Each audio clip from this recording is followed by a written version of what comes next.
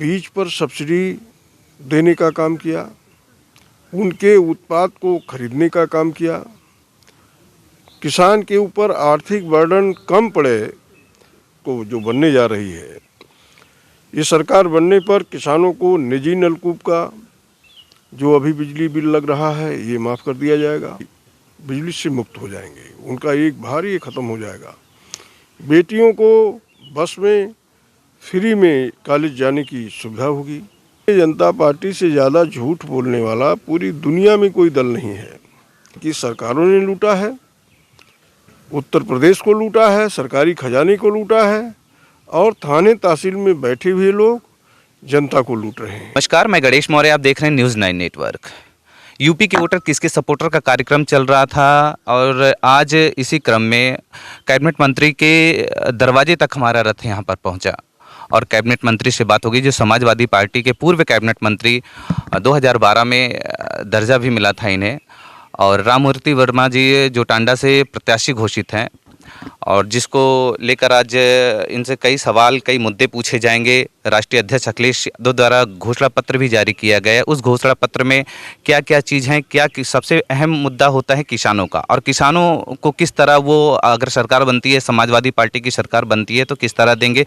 सबसे पहला सवाल हमारा मंत्री जी आपसे है कि अगर अखिलेश जी की सरकार बनती है, सपा की सरकार बनती है, तो किसानों पे किस तरह का फोकस आएगा। सबसे पहले तो आपका धन्यवाद।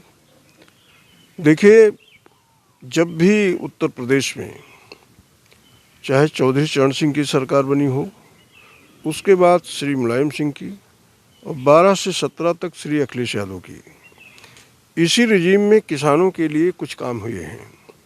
12 से 17 तक किसानों की कठिनाइयों को कम करने के लिए, जहां खाद के लिए 2 बजे रात से किसान लाइन लगाता था, खाद की उपलब्धता हमने सुनिश्चित किया।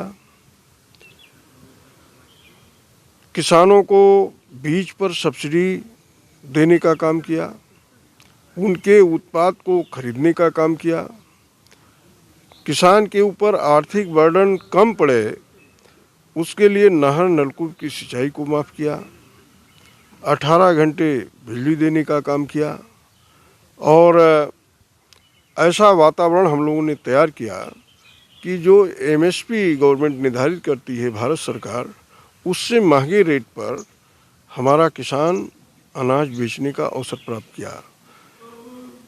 किसानों के बच्चों को परेशानी ना हो, पढ़ने लिखने के लिए जैसे बच्चियों को हमने 30,30,000 रुपये जो कन्या विद्याधन दिया, लैपटॉप दिया, गरीबों को लोहिया आवास दिया, तो किसान और गांव खेत खलिहान के बच्चे भी टेक्निकल रूप से वो ट्रेंड हो सकें, क्योंकि उनके गार्जियन की ये आर्थिक स्थिति नहीं है कि इतना पैसा खेती बाड़ी से उनको मिल सके कि अपने बच्चों को पढ़ा लिखा सकें। आगे जब सरकार हमारी 10 मार्च को जो बनने जा रही है, ये सरकार बनने पर किसानों को निजी नलकूप का जो अभी बिजली बिल लग रहा है ये माफ़ कर दिया जाएगा। एमएसपी सुनिश्चित किया जाएगा कि किसान को एमएसपी हर दशा में प्राप्त हो, उसके लिए जो भी आवश्यक कदम उठाने होंगे उठाया जाएगा। 300 यूनिट तक की बिजली फ्री हो रही है, उससे भी हमारे मध्यम वर्गीय किसान तक सभी बिजली से मुक्त हो जाएंगे, उनका एक भार ये ख़त्म हो जाएगा। बेटियों को बस में फ्री में कॉलेज जाने की सुविधा होगी, इस तरीके से उनको राहत मिलेगी। कक्षा 1 से लेकर ग्रेजुएशन तक निःशुल्क शिक्षा देने का काम करेंगे।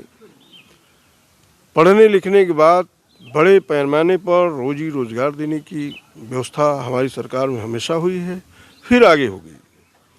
जो पीछे सरकार रही, इन्होंने 5 वर्ष के अंदर पूरे उत्तर प्रदेश के किसानों को, नौजवानों को, जो सब्जी बेचने वाले लोग हैं, आप सबसे बड़ा उदाहरण ये देखिए कि सब्जी विक्रेता जो उसी पर निर्भर रहता है, लॉकडाउन जब लगाया इन्होंने तो 7 बजे से 5 बजे तक किराने की दुकान खुलती थी और सब्जी मंडी खुलती थी रात 10 बजे से सुबह 4 बजे तक।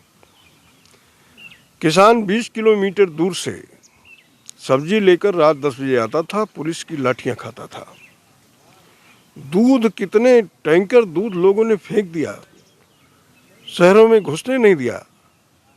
तो इस तरीके से दूध का किसान होता है, सब्जी पैदा करने वाला बेचने वाला किसान होता है, धान गेहूं गन्ना पैदा करने वाला किसान होता है। किसी को इन्होंने बख्शा नहीं है। खादों के दाम में वृद्धि कर दिया, 2 गुना वृद्धि कर दिया, डीजल और पेट्रोल के दाम में वृद्धि कर दिया, बिजली के दाम में 3 गुना वृद्धि कर दिया। तो किसानों की, गांव में रहने वाले लोगों की कमर तोड़ के रख दिया है।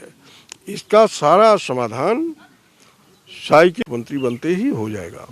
2012 में आपकी 224 सीटें निकली थी, सपा की 224 सीटें निकली थी, और इस बार कितनी उम्मीद है कि कितनी सीटें निकल जाएंगी? देखिए, हमारा गठबंधन 350 के ऊपर सीटें जीतेगा। हमें जो अनुमान है, हम प्रदेश का दौरा तो नहीं कर रहे हैं, लेकिन हमारे आसपास के ज़िले में कहीं पर भी भारतीय जनता पार्टी का या किसी अन्य दल का कहीं कोई खाता नहीं खुला है। इससे हम अनुमान लगा रहे हैं कि जब हमारी सरकार बनी थी तो फैजाबाद मंडल में हम लोग 19 सीटें जीते थे। अब की बार हो सकता है कि एक सीट जो बची थी वो भी हमारी पार्टी के पक्ष में आ जाए और पूरा मंडल हम जीत जाएंगे। पवन पांडे वहाँ से खड़े हैं। पवन पांडे अयोध्या से खड़े हैं, वो जीतेंगे। अयोध्या हम जीतेंगे 100%। अगर से सरकार बनती है तो फिर आप टांडा के लिए क्या करेंगे? सरकार बनने पर देखिए, टांडा बुनकरों का बहुत बड़ा केंद्र है। पूरे उत्तर प्रदेश में टांडा का कपड़ा बनाने का जो महत्व है, वो मैं नहीं समझता कि पूरे उत्तर प्रदेश में इससे बड़ा कोई सेंटर है। हम लोग बुनकरों के लिए फ्लैट रेट पर बिजली दिए थे, जिससे उनको बिजली विभाग वाले लूट न कर सकें। इस सरकार ने फ्लैट रेट को हटा दिया, बिजली चेकिंग के नाम पर अरबों रुपए लूटा उनसे। तो पहला काम सरकार बनते ही तत्काल हम लोग फ्लैट रेट बिजली को लागू करेंगे। और जिन अधिकारियों ने ये मान के लूट किया है कि ये समाजवादी के वोटर हैं, मुसलमान हैं, इनको लूट लो, ऐसे लोगों को हम चिन्हित करा रहे हैं और सरकार बनते ही उनको दंडित करेंगे। और अभी जो लूट जारी है हाउस टैक्स के नाम पर, जबकि वहाँ कोई चेयरमैन नहीं है, प्रशासन की देखरेख में ही वो नगर पालिका चल रही है और पूरा टांडे में हाहाकार है हाउस टैक्स के नाम पर। तो इसको बंद करेंगे। इसमें जो लोग भी शामिल हैं उनको सरकार बनते ही जो यथोचित उनका जवाब होगा, दंड होगा, उसका निर्धारण होगा और मैक्सिमम एक लिमिट निर्धारित की जाएगी और उसकी नियमावली ठीक की जाएगी कि मनमानी हाउस टैक्स नहीं वसूला जा सकता है। और उनके लिए, बुनकरों के लिए कपड़े का जो उत्पादन होता है, उसके लिए हम लोगों ने सोचा है कि जैसे अनाज का मिनिमम सपोर्ट प्राइस है, उसी तरीके से जो हमारे हथकरघा वाले हैं, इनकी रोजी रोटी उसी पर निर्भर है। तो इनको भी मालूम होना चाहिए कि हमने कितना कपड़ा बनाया और कितना हमें मिलने जा रहा है। तो मुख्यमंत्री से बात करके इसका भी समाधान करेंगे और कोई मार्केट उपलब्ध कराने का काम करेंगे।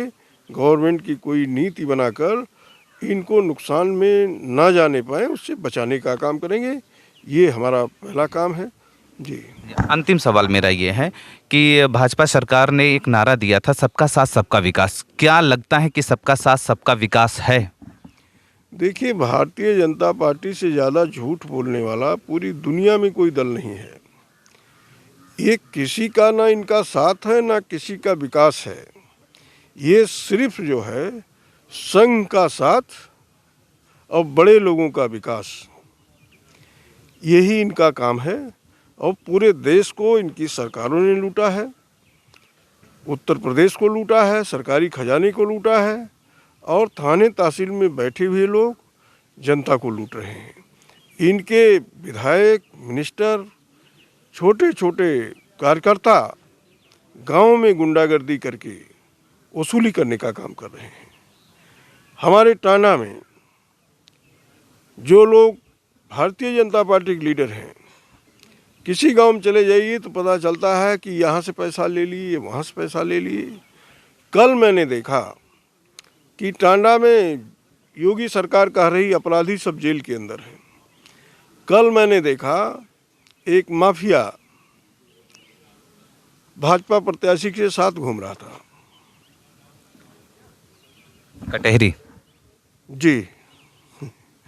तो ये अपना जितना भी कर सकते हैं, ये जेलों से अपराधियों को छुड़वा कर जनता को भयभीत करने का काम कर सकते हैं, लेकिन समाजवादी के लोग किसी से भी लड़ने के लिए तैयार हैं। आम लोगों के हक अधिकार और इस देश की आज़ादी को बचाने के लिए कोई भी कुर्बानी देनी पड़ेगी तो उसके लिए तैयार हैं, और हर दशा में समाजवादी की सरकार बनने तक हमें किसी का भय नहीं है।